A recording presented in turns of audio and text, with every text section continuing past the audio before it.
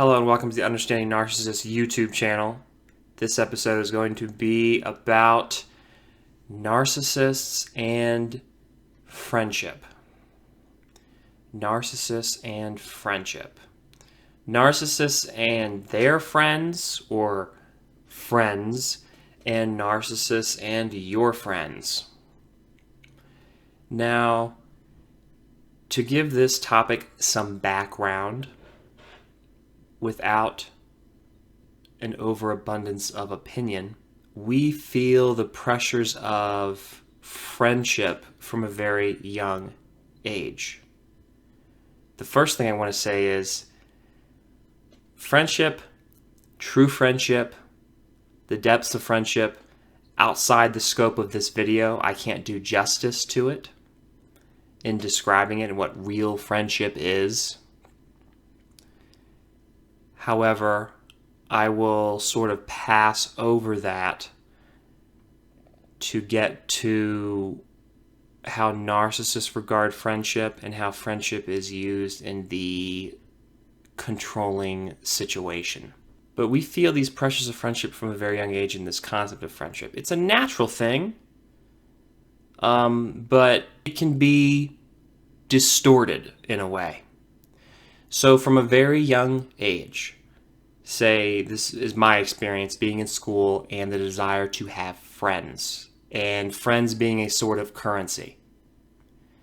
That's not the kind of friendship I'm talking about, but that is a type of friendship nonetheless where it's important. And that's also the young formative age where you're trying to understand the meaning of friendship. You're kind of growing up, getting experience, and getting your head around that idea of friendship.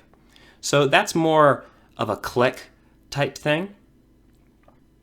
So I'm not trying to say it's necessarily negative. It's developmental. But all these things go into the narcissist's understanding of friendship. So from that young age and continuing on into adulthood, you can feel that pressure of there might be an internal desire to have friends, but there's also an external pressure to have friends and be surrounded by people. We all know people who kind of succumb to that, where they're just really not comfortable unless they're surrounded by other folks. And they don't really have to be friends. They call them friends, but they don't really have to be friends at the depth I'm talking about, of kind of a mutual understanding, mutual love, the type of love you find in friendship.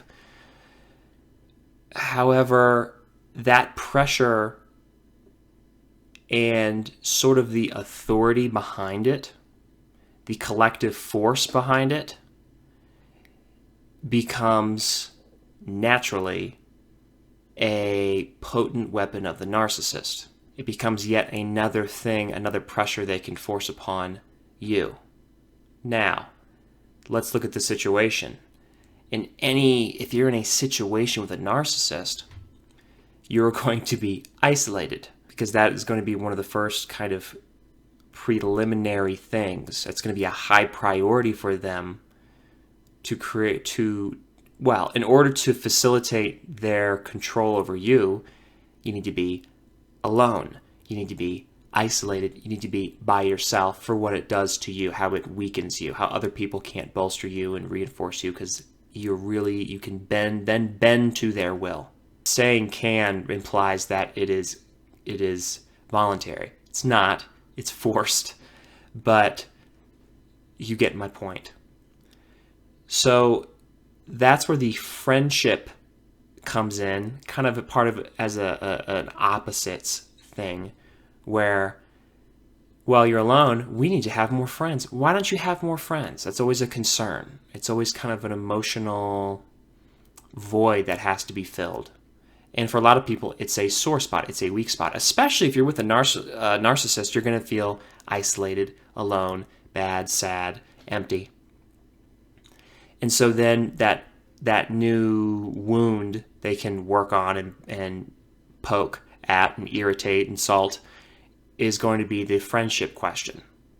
Because, again, it's legitimate. You have that external force. Hey, it's good to have more friends. The more the better, right? And it's healthy. May or may not be healthy, depending on the person and how they're acclimated to it and what their social needs are given their own upbringing and personality. But as a general sweeping statement, hey, more friends, the better. And also, I think because of the picture I've just painted, a lot of our upbringing, a lot of our background, I'm not sure how this fits into an international standard. I'm a U.S. citizen, so I don't know the variations here. But I'm betting it applies to many other places in the world. That pressure you feel it can really be a carryover from, say, like our first experience, say, in school, that is then turned into a weapon by the narcissist. It is legitimate. Now, I know I've already said that, but I really want to drive that home because it legitimate in that in this I think is just instinct, where somebody with a lot of friends, there is something going on there where your initial perception, the cover of the book, the label on the bottle is, hey, it must be good. It's a good thing. That person has a lot of friends, or that person is wealthy, or that person something. That really carries and delivers a message of attraction, of value, that there is something there. May not be, but it feels that way when you first come across it.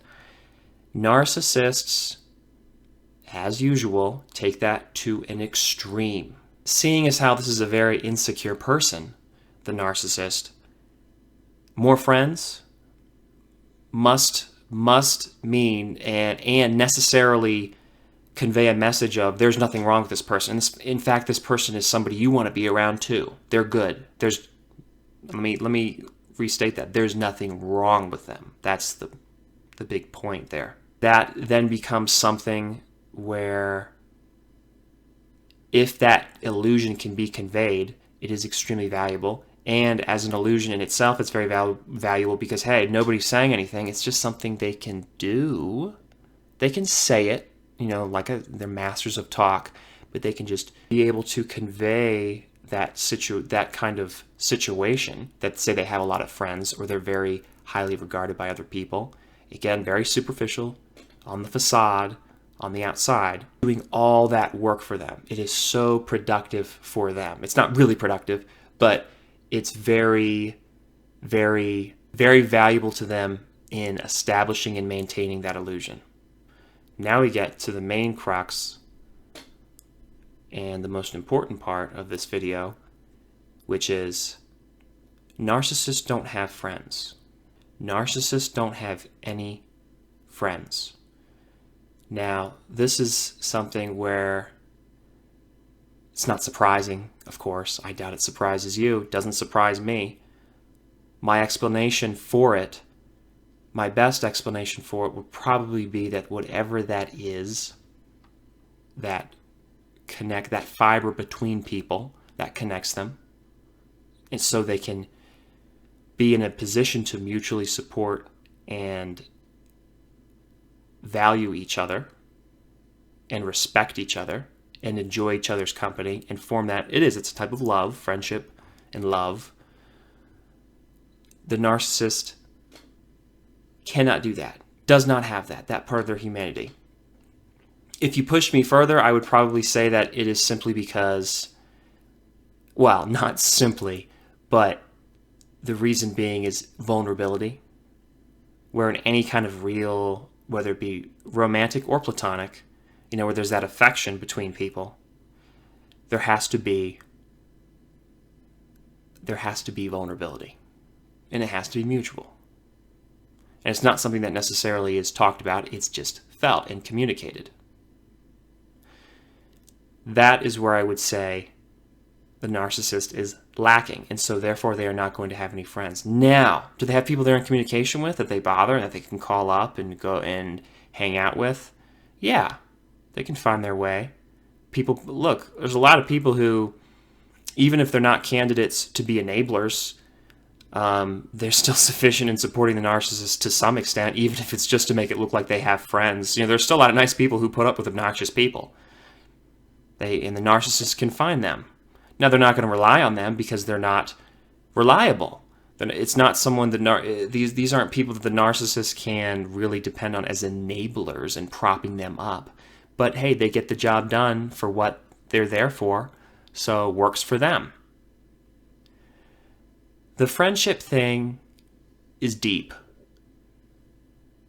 There's certainly more to it, and I'm going to have to do more of it in the future. A lot of these topics I'm just kind of discovering myself when I sit and think about it.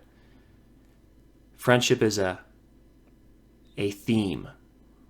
It does seem to originate from the young social pressures in our formative years when we're really impressionable and we're really looking to be confirmed or validated and really learn how to get along with others in our lives. The narcissist can pick up on that quite well, but the emotional development that actually goes into friendship, not there. Not there. They're at the infantile stages where they're still looking for a parent to take care of them. So they can't really worry about friendship. They're stuck in that stage. They never made it to the stage of actually getting along with people and forming deep, meaningful relationships with others and appreciating and respecting the connections with other people. As we would expect, they are very good at using all of those things, recognizing them intellectually to be able to use them as a facility, an implement, a tool of control. So thank you for watching. I hope you found this video useful. Like it. If you do, share it with somebody you think might benefit from it.